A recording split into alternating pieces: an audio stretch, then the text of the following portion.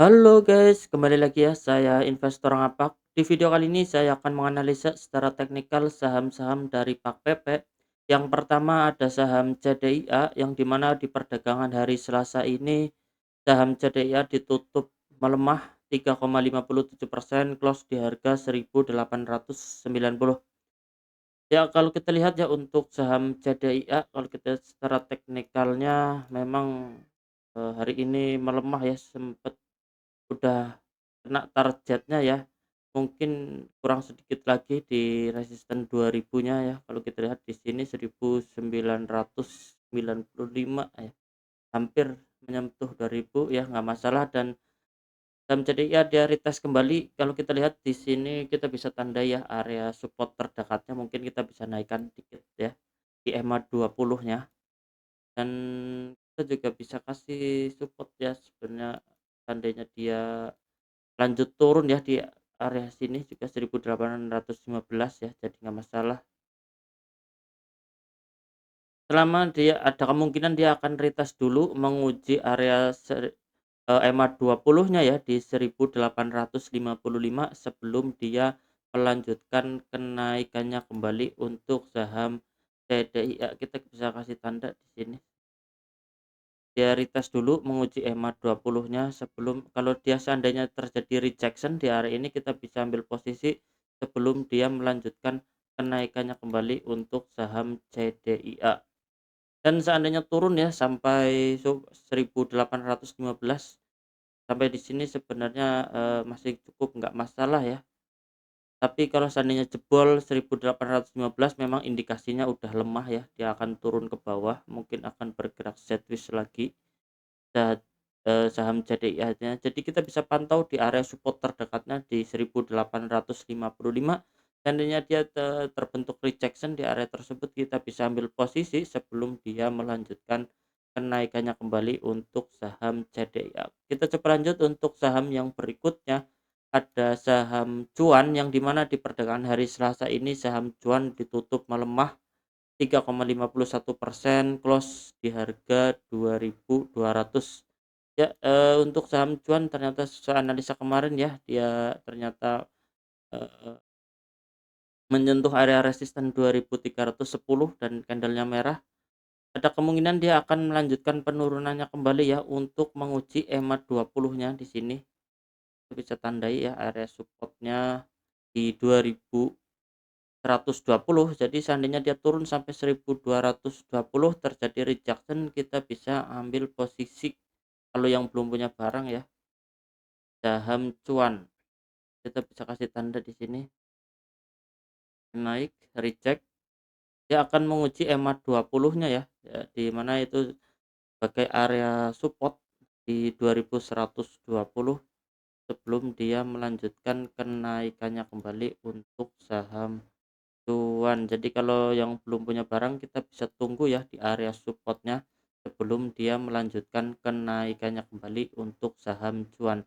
Kita coba lanjut untuk saham yang berikutnya, ada saham PTRO yang dimana di perdagangan hari Selasa ini saham PTRO ditutup melemah 1,14%, close di harga 8.700.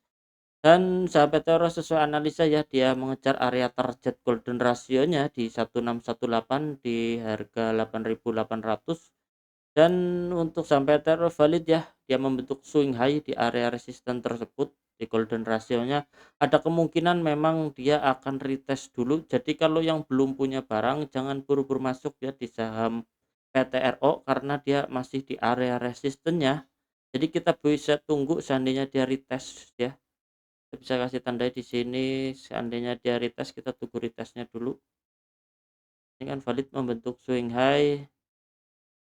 Kita tunggu retest ya di area 7.750-an sebelum dia melanjutkan kenaikannya kembali untuk saham PTRO. Jadi kita ulangin ya, jangan buru-buru masuk kalau yang belum punya barang.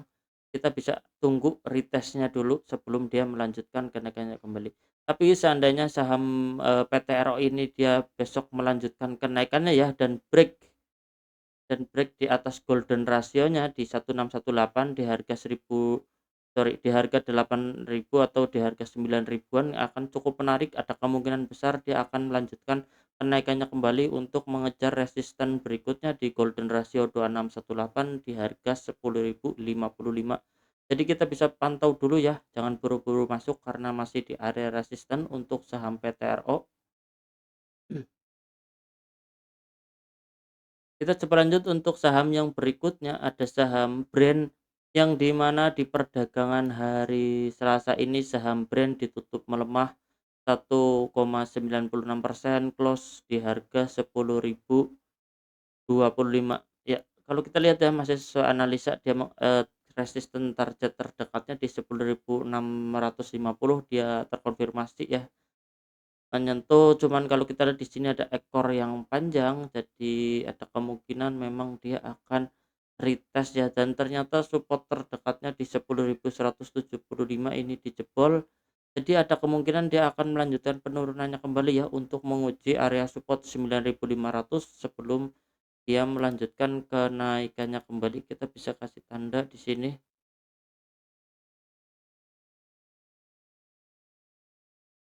dia naik ya.